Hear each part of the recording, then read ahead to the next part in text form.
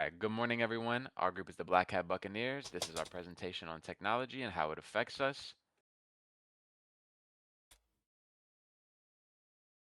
The topics that will be covered today from our class CYSE200T at Old Dominion University will be computer science covered by Destiny, and then I'll take it over with critical infrastructure and the risks associated with it. My name is Jason, and then Shelton will cover bio-cybersecurity, and Derek will finish us off with cyber criminology. With that being said, take it away, Destiny. As Jason previously said, I will be going over computer science, but more specifically computer behavior and why we use them. Next slide. First, we'll need to be going over some of the vocabulary. Firstly, we will be going over encryption, which is converting data into secure, unreadable data using the key to unlock said data. Hashing, which is one-way encryption that is a one-way encryption that can't be unlocked, lets you know if a file is being charged. Malware, malicious software, if you run it, a cyber attack will occur. And a domain name system, it translates a website's name like google.com to the machine so it can read.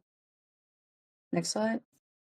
First, we will be going over the CIA triad, which contains confidentiality. Only those who need to access certain information can access it, nobody else. One of the ways we can defend, one of the defenses we do use is encryption, integrity, ensuring that information is unchanged and came from the correct sender. Some of the defenses we use is hashing and availability. Data is available to those who need it, and one of those defenses is a backup generator. Some of the common cyber attacks that do happen is DNS spoofing or domain name system spoofing, which redirects internet traffic from legitimate websites to hacker websites. Browser attacks tricks internet users into downloading malware. And buffer overflow, the attacker overloads a computer's memory storage. Next slide. Now we will be going over some cyber defenses. It is a good idea to have, it is very necessary that you have a layered defense system so that it takes a longer time for someone to be able to hack you and makes it more difficult. Now, first we will be going over VPNs or virtual private networks. Creates a secure encrypted tunnel for your internet traffic. Next, firewalls, a digital security guard or barrier that sits between you, your computer, and the internet.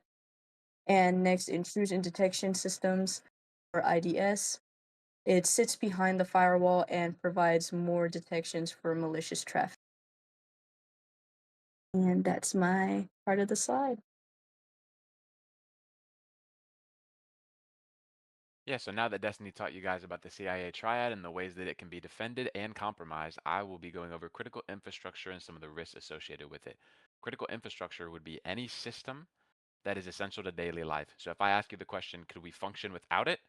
And the answer is no, it would be considered critical infrastructure. And the system behind that infrastructure is called an ICS or industrial control system. So water, electrical, gas, uh, sewage, school, healthcare, air traffic controllers, all of those things will count. And they used to monitor it manually, as shown on the picture on the right with the clipboard. Do you guys think that they still monitor it like this? No, they don't. Good answer. All right, next slide.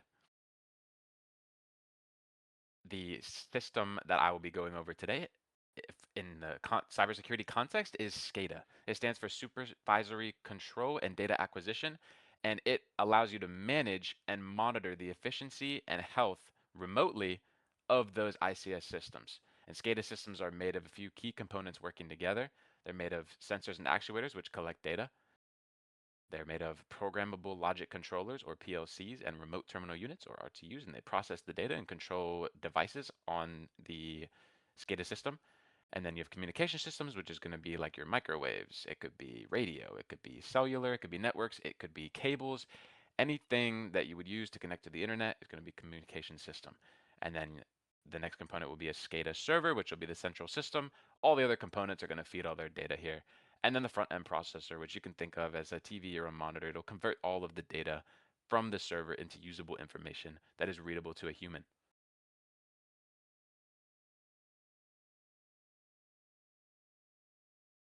Now, there are risks associated with SCADA systems. When they were originally designed, they were designed in isolation. They were not designed to be connected to the internet, which means they were designed for an air-gapped environment. Air-gapped just means not being able to be connected to the internet. This led to outdated internet-related protocols such as encryption and authentication and firewalls and IDS. All of those are going to be outdated or non-existent. And SCADA systems were not designed flexibly. They're hard to update. It's hard to tamper with one part of it without either taking down the system or affecting other parts of the system. They were designed for long-term use, and they were designed a long time ago. And the operators that operate these things are so used to what they've been doing that they were resistant in the past to security changes and updates. And tying back to them being designed for an air-gapped environment, I believe this is one of the reasons that they have they're known to have weak password practices, because if you had the password, you had to actually be on site in order to use it. So now that anybody can enter passwords from anywhere, they were not used to that. And the systems, again, mentioned earlier, they're very outdated. So a lot of the professionals that know a lot about the systems are gone. And these systems are also very distributed, so they can be hard to access. Shown in the picture on the right. And can you guys name one unexpected new technology that has caused some of these vulnerabilities with SCADA? The internet would be one of the answers. Next slide. As Jason mentioned, with SCADA being relatively familiar, I'll be introducing a new topic called biocyber, or biological science and cybersecurity, if you prefer. So, the biological science part mainly focuses on the study of living organisms with such things as humans, animals, and microorganisms. This would include areas like genetics, medicine, and public health. Cybersecurity, on the other hand, is about protecting networks and sensitive data from cyber threats like hacking or data breaches. These two come together and connect because modern biological research relies heavily on the technology. Like, for example, hospitals, research labs, and pharmaceutical companies, they store large amounts of sensitive data digitally. This would include things such as DNA records and patient health information, which makes cybersecurity essential to protecting that data from being stolen, altered, or misused. Next slide. All right, so why is it important? My 3 points I have are: protect sensitive health data, prevent cyber attacks on hospitals slash labs, supports public safety and national security. So this connection is extremely important because biological data is some of the most sensitive information that can exist in the world. Personal health records, DNA data, medical histories, they have to be kept private because if not, hackers could gain access to this data, and it can lead to things like identity fraud, identity theft, or even blackmail in some cases. Cyber attacks on hospitals can also be dangerous because they can shut down systems that are critically needed to treat patients, and in some cases, it can even cost them their lives. Next slide. All right, so how is it used? So hospitals protect patient records with the Health Insurance Portability and Accountability Act, also known as HIPAA. DNA genetic databases can secure personal genetic information, and biosecurity prevents the misuse of biological data. So, as in a nutshell, cybersecurity is used in many real world biological settings. So, for instance, in hospitals, cybersecurity protects electronic health records, ensuring patients stay with private information under laws, also known as HIPAA, as I just mentioned. And in genetic databases, companies that store DNA information must secure it to prevent unauthorized access. Another area is in this biosecurity, which focuses on preventing the misuse of biological data, such as information about viruses or bacteria that can be used for harmful purposes.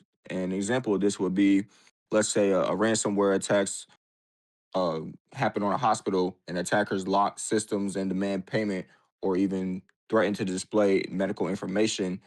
These attacks can delay surgeries, and shut down emergency systems. Next slide. So, real world risks and examples. There are quite a few of them, but I wanted to really focus on the ones that really stood out to me. So, a real world risk of this would be data manipulation. It is when hackers alter research or medical records, and it could lead to false diagnosis, faulty conclusions, and dangerous medical treatments. An example of this risk would be Universal Health Services ransomware attack, where one of the most largest U.S. hospital chains was targeted and successfully hit. Systems were left offline, forcing staff to use paper records, and it delayed care across hundreds of facilities. This attack showcased that even large, well funded healthcare systems are vulnerable, showing how widespread the risk is. Next slide. And to end it all, we have criminal justice and cybercrime. As you've heard from Jason, Destiny, and Shelton, they've talked about various cyber crimes and how it happened. And I'm here to talk about the criminal justice behind it and how we prosecute those that are responsible for those crimes. What is it? Criminal justice is a system of practices that upholds the social control of its populace to contain and deter individuals who violate laws. This is wrapped up into an act called the Computer Fraud and Abuse Act. Then we have cybercrime, the act of illegal activity, specifically surrounding malicious acts in the digital and technology space. It is the third largest financial market in the world. Motivations for cybercrime can be not all, but just some. The biggest one is financial. People want money, they want to buy stuff, they want to do stuff for themselves. Then we have revenge, such as if you get fired from your job, or your girlfriend breaks up with you, you get mad at her, you want to get back at her. You have thrill seeking, which can be something as a young kid just looking online to see, ooh, can I hack something, I'm not going to get in trouble for it, just not knowing better. Then we have the Computer and Fraud Abuse Act, or Computer Fraud and Abuse Act, which was enacted in 1986 as an amendment to the first federal computer fraud law to address hacking. It first acted as a deterrent for cyber criminals. It prohibited employees, specifically federal ones, when it was first drafted, from releasing sensitive information and limiting access. It provided guidelines on sentencing. It has been revised around 10 times, with the latest being in 2008, which was the Identity Theft Enforcement and Restitution Act, with which broadened the scope to cover theft of information. This act is very important because before it, we didn't know how to properly address the criminals in the new cyberspaces. It was new at the time in 1986. We needed an act, which this one was passed, to give our lawmakers, some chance to sentence them or find guidelines to sentence the individuals who committed the crimes. And we have the Computer Fraud and Abuse Act again, but this is per the National Association of Criminal Defense Lawyers. This just gives you, a picture, because I think people learn better in images, just an image of the offense and the sentence that it can carry, minimum up to the maximum, as you see at the top, 20 years for obtaining national security information. And then, scaling down, we have some small crimes like trespassing on a government computer and accessing a computer and obtaining information. But, this document is important as well. It doesn't cover everything, but it uncovers some stuff that you might see or people might get sentenced for, and especially in the federal government. Which crimes affect which groups? This isn't every type of cyber crime, but it's just, an easy way to view some cyber crimes and the groups they're most associated with. So we have our phishing crimes, phishing, fake email, fake voice, get you to buy something, get you to click on a link. They have access to all your stuff. Cyber stalking and bullying is a pretty big one, especially in the modern age, especially with young, teenage individuals. Just on social media, they say something to somebody and then they end up doing something bad to themselves, and then it can lead to worse crimes. You have pirating, which is probably the most socially acceptable of any type of cyber crime. Most people do it on a daily basis without even thinking about it as a crime. And then you have, when you move on to our government, we have data breaches and state-sponsored attacks.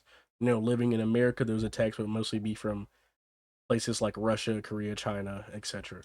And then you have your business, which is data breaches, pirating as well, and then your DDoS or denial of service attacks. The ever-growing market of cybercrime is the third, as we talked about, it's the third largest global financial market. Looking back just between 2015 and 2021, there was a 45% increase in attacks. Per the FBI's annual report, the cybercrime market is expected to hit 10.5 trillion annually in this year. But my main question before leaving is, why is cybercrime growing? Is it just because we are human, or is it become something else? Because something else, excuse me. And then I think it's because social acceptance.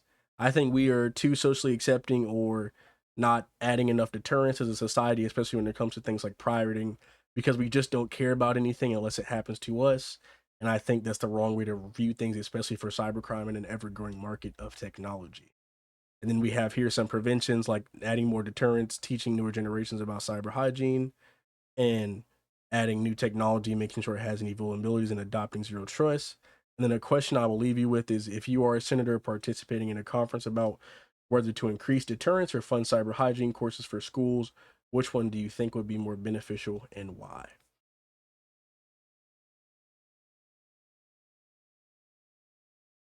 Now that Derek is done talking about criminology, I will finish us off with some fun facts, and we'll cover the most important one, that the vast majority of cybercrime goes unreported, with up to 85% hidden from authorities, and estimated 97% of cases are not prosecuted.